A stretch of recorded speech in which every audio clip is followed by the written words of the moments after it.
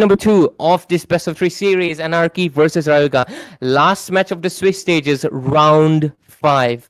And after this, obviously, the winner will join the last already qualifying 7 teams in the playoff stages, and it's going to be spicy. But overall, we have to focus on the present, and let's see if Anarchy can get a clean sweep, or Ryuga will persist, will force a game number 3, and will stand strong, keeping the odds at even. But let's see what's going to happen. This is the obviously the draft stage, and of course, Sarah, we do see immediate ban of the chip. They don't want the hassle anymore.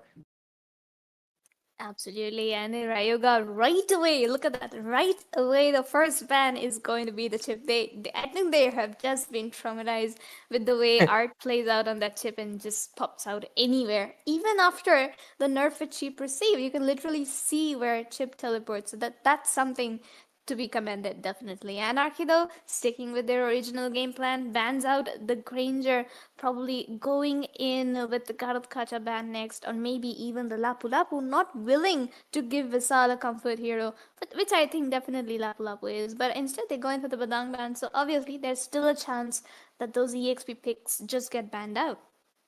Yeah, that was what was bothering me in the last game. Like Lapu Lapu is just so strong in the meta right now.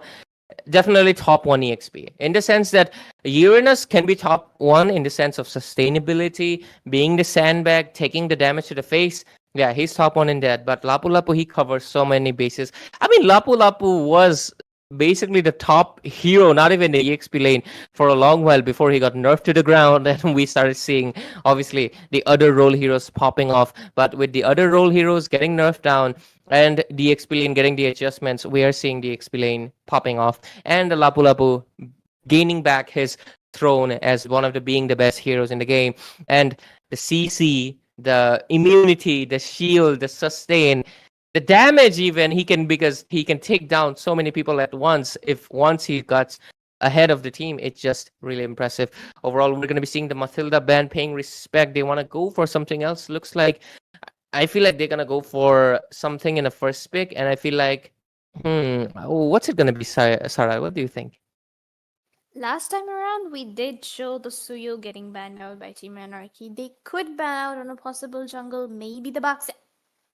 Okay, that it is the Baxia. I'll just stay shut, zipped up my lips, just gone. Okay, No, don't Ray, zip up. Keep you get talking. it. You get it, Ray. I was about to spell out the Baxia. I pronounced the B and they banned out the Baxia. Okay, it's fine. Rayuga here, they do have quite a lot of options open this time. They had the Lapu Lapu for themselves. They still have the Kalia, Uranus, Phobius, Garukaja, all the meta EXPs. Name them, and they'll be picked up by Rayuga right away. Lapu Lapu still open, just like you said, right? And I feel like, no, they're going for the Kimmy. Looks like Bit gave them a little bit of trauma too, because they're like, hell nah, Bit, we ain't giving you this Kimmy anymore. We don't want the poking, and feel like it is also to make sure they can have some bit of mid control, because they obviously lost out so badly, right? In the previous game, we clearly noticed the Vexana and Minotaur were forced to recall twice in the early game, use their flickers once in the early game, which is so disadvantageous, using up their resources so early, because they got taken down later on by the Baxia pretty easily, because they do not have any escape. And because of it, looks like it is understandable. But hey, banning out the Suyo last time, this time they are the ones who pick it up. And looks like Bilzy has different ideas. He's like, hey, I had enough with Lapu. Let me take up the Uranus, right? Exactly so. And I think Rayuga's game plan here is to, just ban out the Farsa, pick up the Kimi, because the only possible counter to a Kimi is definitely just that Farsa. She is the only one who can outrange and outdamage her. So obviously that's a good plan right there. You give away the Uranus and the Suyo and pick up the Kimi to just counter and deal the damage which is needed from your team side. While now they can also pick up on the Kalia as well, and as we can see, the Joy. So Chocolate Chan here, I think, is definitely aiming for the Joy pick, especially after the patch changes. And obviously, the Joy is a good pick against the Slayer. So Anarchy here, they need to think this through. Do they want their goal lane now itself, or are they going to risk it out and let the gold pick be on towards the second phase? Harith is open, right? It is possible Rustin can pick it up if he wants, you know? Yep. For a second, I switched up the sides. I forgot that Crisis, on the other hand. Yeah, Crisis got to be picking up the Harith. I called the Harith pick. I just switched up the sides. Technically, that counts, right, Sarah? Yep, it does count. The Harrod does count here, definitely. But against the Joy and the Kimido, I am curious how Crisis plays this one out. So obviously, we are still waiting to see what their second bans are going to be. Definitely going to be seeing the marksman. Lapu. Wait a second. Are they going to ban out on the marksman or the mid lane? Because Rustin, he is more well known to be playing Kimi on towards the gold lane, while Ryul, he likes to play the Sicilian or the Yve on towards the mid lane a lot more. So definitely interesting here, but Anarchy doesn't really catch on to that. They are still banning out on the gold laners. Well, maybe they are following their own policy. Hey, we played Kimi mid lane. Maybe they're gonna play the Kimi mid lane. But I was honestly expecting the Lapu ban to be following through immediately. But hey, it's all okay. Let's see, because I feel like, honestly, also I always love the Kalia into the XP more, and I feel like the roaming suits other heroes better. But considering the fact that roamers had been slightly nudged out a little bit and also getting bent out because they don't have the Baxia, they don't have the Matilda, I feel like the Kalia could be a decent pick. But let's see what the dedicated lane is going to be. Overall, they do ban out the Kufra. Okay, they could have picked up the Kufra for themselves, but maybe they are just like, we don't want any of that bouncing ball business. Nor do you want it from us, nor do you want it from you. So we're just going to ban it out. So that leaves us with only, let's see, Anarchy. What do you think Picked Off is going to be picking up? Like, I don't think a healer would be good. Are they going to go for a solid tank like a Tigreal? It's quite possible they could go in with a Tigreal, they could go in with a Jawhead like we've seen Art play on Oh, that. yeah, you are right. Exactly, they could even go in with a Minotaur just to cancel everything out. But against the Kimi, though, I think that's just a very last kind of option. And one Yeah. good thing they can do is flex the Franco. So definitely, we'll have to see what Rayuga decides to ban out here onto us the second phase. Because at the moment, Anarchy needs their mid lane and the roam to be picked up. Absolutely. And I feel like it can be a possible another roam ban. Maybe because obviously, just like we are discussing, they don't want picked off to picking them off, especially considering the fact that the first three picks are three girls who are very vulnerable to getting picked off, and obviously CC. So it is very likely they would want to capitalize on that and ban out something annoying. Okay, yeah, there we go. They ban out the Gatot, someone that has a little bit of a global presence, considering he can use the AOG to jump from one part to a very large place on another. So, and also Gatot is actually a big threat for Kimi, because once you use the first skill, yeah, you're kind of in a bad spot against the Gatot's AOG. So makes sense. But let's see, Anarchy right now, they have their EXP gold laner and their jungler. They have to pick up the mid laner and their gold. And I feel like the gold still has a lot of viable options. They can go for their Earthel, still could be a good option. They can go for Granger has been banned. Now they can go for the Claude again with the Blazing Duet. They can even go for the Bruno or even the Brody, in my opinion, because I feel like Brody looks underrated, but I feel like he's still a really good option. But hey, only time can tell what's on their mind. Just like we discussed, Anarchy can be pretty goddamn unpredictable. And just like we discussed, what is this? Yep. Unpredictable, indeed unpredictable. It is going to be bid on the Faramis. That's just okay. It's a very flex pick coming in from bid right here. But then again, it's a very decent pick because Kalia jumps in along with Joy's electrifying beats, and there we go. Just Faramis popping off that Nether Realms and saves his entire team. That's just how good the comp is at the moment. And with that, all you need is a setup tank, and things will be looking very good for Anarchy, I would say. But then again, Rayuga obviously wouldn't give that much of leverage to the side of Anarchy, and I do think that they will be picking up on the Bruno, who goes in, well predicted there, Ray, and the Hilda on towards the Rome, or maybe the EXP. Quite questionable there, don't you think? Yeah, you're actually right, Sarah, because like, what can you put the Hilda into? If you put it into the roaming position, she can just be a little bit of an annoyance, provide the vision. Kalia into a roaming position can provide the vision, have the rotation, and also have the CC abundance. But of course, whoever you're going to be pushing into a roaming position will have slightly less bit of gold, which obviously was a crucial factor in the last game because there was no anti-heal in the roamer's hand until the last moment. I feel like that should have been prioritized. But hey, I think either of these is a good option, but honestly, I would prefer the Hilda on their roam for one simple reason. She rotates fast. The vision is very necessary against the Suyo. But looks like it, Anarchy will respond with the Minotaur. Getting, just like you mentioned, they have a good setup tank. They've got the Faramis. And right now, oh, this is actually an old wombo combo, right? The Faramis Minotaur. I used to see this in ranked games in like season 29 or something a lot. Yep. Yep. Just back when Minotaur had received the healing buff and the support Minotaur just came into existence at that point of time. But then again, there's only one thing that bugs me, because when the Faramis ultimate ends, the Minotaur is going to get silenced. And if that happens in the middle of the Minoan Fury, things are going to get very risky for the side of Anarchy. What's your take on that? You have a very interesting take because I wasn't even thinking that far, Sarah. But obviously, before I answer you that, ladies and gentlemen, welcome to the game number 2. This is gonna be between Anarchy and Rayuga, just like you can see on your screen. And this is the do or die for Rayuga. If no game 3, they're out of the competition. They're eliminated from round 5 of the Swiss, the last match, the last round, and it'd be a very painful way to go. But hey, there's only one victor. So let's see, clean sweep or third game. Into the casting desk, myself, Ray, and I'm joined by beautiful Sarah over here.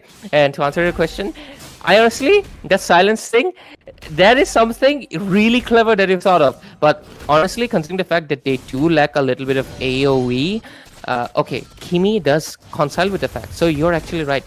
They need to make sure they don't pop up their ultimate too early and Minotaur doesn't get silenced because that would be pretty bad. But already, Hey, look at that! Look at that! On towards the early game itself, Bilzy having to hop his spell and just run away out of there, and even Art had to play it very safe. That was definitely a good poke coming in by the side of Anarchy, but Team Rayuga, they just have the better of the two compositions for the early game, at least for now. Because look at that, the Kimi's doing exactly the thing which Bud was doing in the previous game. And even towards the goal, Rustin is going to have the easier time on towards the poking game. That's where Harith is going to lack, at least until it picks up on the feather.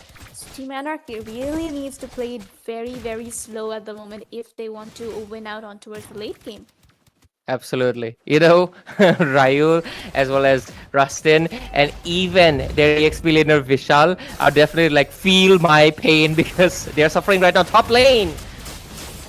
Wow, look at the engages coming in by the side of Rayuga this time. Ryul being the one to secure that easy first blood. That too, onto Gentleman, who's the main jungler for Anarchy at the moment. Which means that this is a deja vu of the first match, just that the sides are reversed and Rayuga will have the much easier time as a turtle.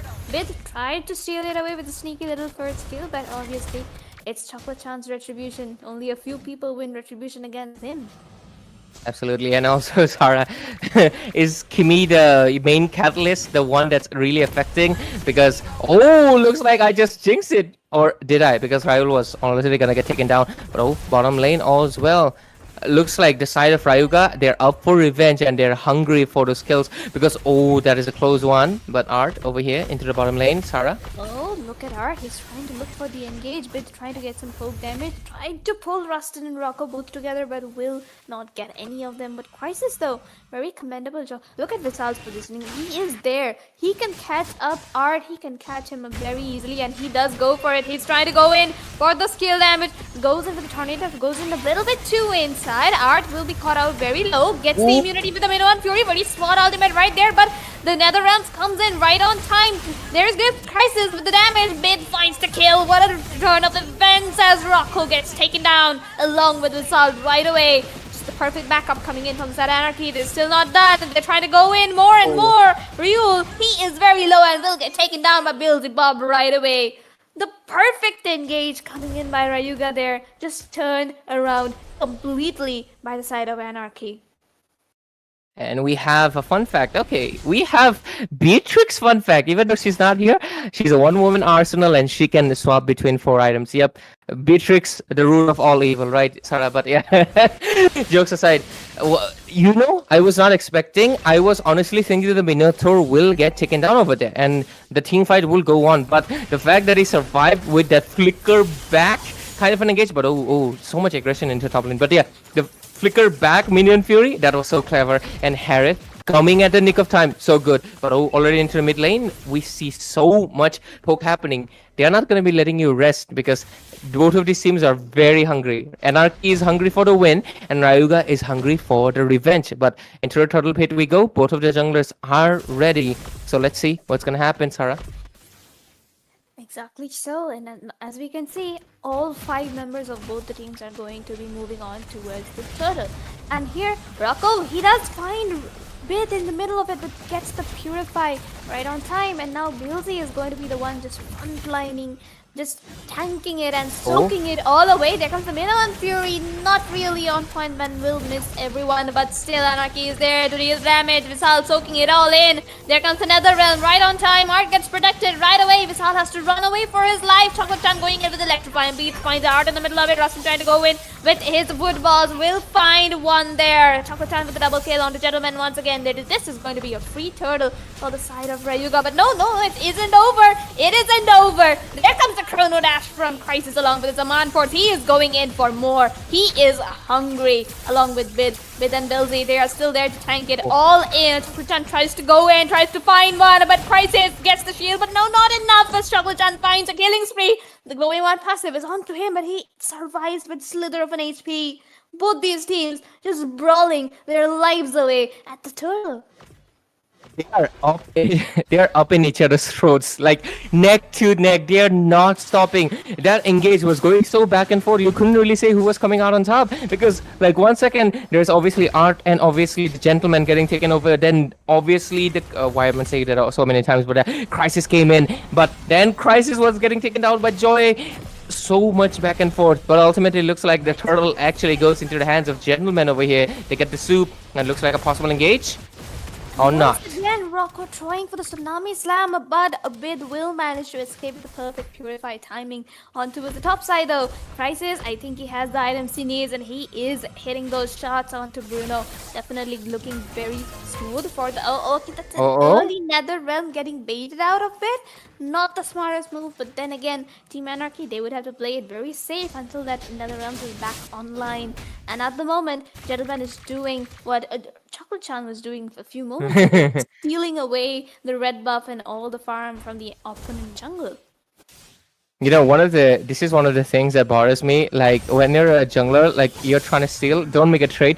Come back and do your jungle as well, right? Because I feel like that gives you the net positive. But overall, bottom lane, gotta go into the hands of Anarchy. Joy also coming here. Chocolate-chan, can he get it? Gentleman way too low. He will not survive that aftermath of just angering Rayuga. You know, he's not going to survive when Rayuga is angry, and that is exactly what's happening here. So obviously Rayuga, they are looking for those pickoffs on towards the side lanes because Crisis, he is kind of untouchable at the moment. Art is always with him, and he himself has the Saman Force as well as the Purify to try and run away from his enemies. Rocco, he has to jump in at a very, very strategic time. Right now, Bit doesn't have the Purify, and he gets it back in 2 seconds, and it's back for him. But then again, what is Team Rayuga going to do here? Because Bilzy, they do not really have anyone to kill Bilzy, and there comes the Nether Realm, there comes the Silence, there comes another knock up onto the turret. But Bilzy tanking so much and just gets taken down because that's Carcass, a passive, and once his items are up, I'm really curious to see how he gets taken down by the side of Rayuga. The fact that Ryul almost got taken down instead because of the fact that the blade armor was dishing out so much damage reverting back to him was pretty nuts. But overall, the pterodactyl is gonna be coming in, not the Lord because it's a bird now, right? It's a bird dino. Pterodactyls are pretty cool, but 7-7 the score pretty much shows that these teams are equal in bases. Last game, Anarchy had substantial lead, but this one, Rayuga is not holding back any punches. It's pretty evident, and I feel like Mid lane, a possible engage coming in because I did see the Kalia use up the dashes. Tsunami's land soon. Let's see. Pilzy also getting into position, Sarah. Oh, look at the Flicker on Fury. Comes in right on time. That's a double knock-up onto Rustin, but Art, he is very low. But a gentleman will find the kill onto Basal, but Rustin finds the kill onto Art. But Beelzy takes down Rustin right there, and there comes the Blade Armor passive. 4 members down for the side of Rayuga as Anarchy finds their superiority in this game. The Power Spikes is on, the Blade Armors are on, and Team Anarchy just leads the score 11-8, and now a Lord in their favor. Holy Crystal bought for Chocolate Chan, so a little bit more damage, but can we see the full itemization? Because I really want to see who has what. I've seen Blade Armors, I've seen... Okay. So you're with the full damage, of course. Kimi over here with the anti-heal and Sky Piercer. Not enough damage. That's just a little bit of utility. The Sky Piercer doing most of the work. So she definitely needs that penetration. And of course, the Holy Crystal, not Holy Crystal actually, maybe the concentrated energy to have a little bit more sustain because she's getting melted by her own damage. Joy, only 2 items so far, so you're building towards the third. Harris also building towards the third. So those are the things they need to consider. So far, the Bruno, despite 2 items being his core, after all, these are the core items he needs. So he's dishing out a lot of damage. Top lane, though. Bilzy gets taken down solo by 4 people, but that is 4 resources wasted on a single man. If this is well communicated. 5 people. Oh yeah, yeah. I think they can take care of this. Let's see. Do they go the aggressive approach, bottom lane? Yep, they do clear out a lot pretty easily, and even the turret shields are all well and healthy at the moment. Obviously, and there comes a good knock-up, but gets stunned! Oh my goodness! And there goes the Team Anarchy with the damage, but Visal will find Crisis in the middle of it. Crisis is gonna be taken down very low and has to escape, but Rustin with the damage! And takes him down, but Rustin gets the revenge as well. Both dead bodies on each other, but then again, Visal here chasing down Art down the mid lane. Platan is also going to be joining in very soon, but doesn't, just clears out the wave and plays it safe. Those were some very, very equal blows, just dealt by both of these teams. Team Anarchy, they need to just play a little bit safer because no matter how tanky Beelzy is, the rest of them aren't. So yeah, just stick together a little more, please. Absolutely. And I love the fact that you also notice the dead bodies fell together on top of each other. It was so comical to me for some reason. But yeah, interesting enough. Oh, Crisis already. He's spamming his Zaman forces at this point, but yeah, score sits at 11-13. Goal lead just a slight bit into the favor of Anarchy, and just like you were right, Anarchy has to take into consideration because the bottom lane that Kimi ultimate could have been full wiped out. I mean, it was technically, most of the members did fall in. After all, only the Minotaur survived from there. So they gotta make sure they don't stick together too much to the point they get inside the Kimi's turret. Sorry, the ultimate. But at the same time, they're close enough that Bid can provide them the sustenance, and of course, UNS can provide the front lining. They gotta make sure they're in good positions to really do those things.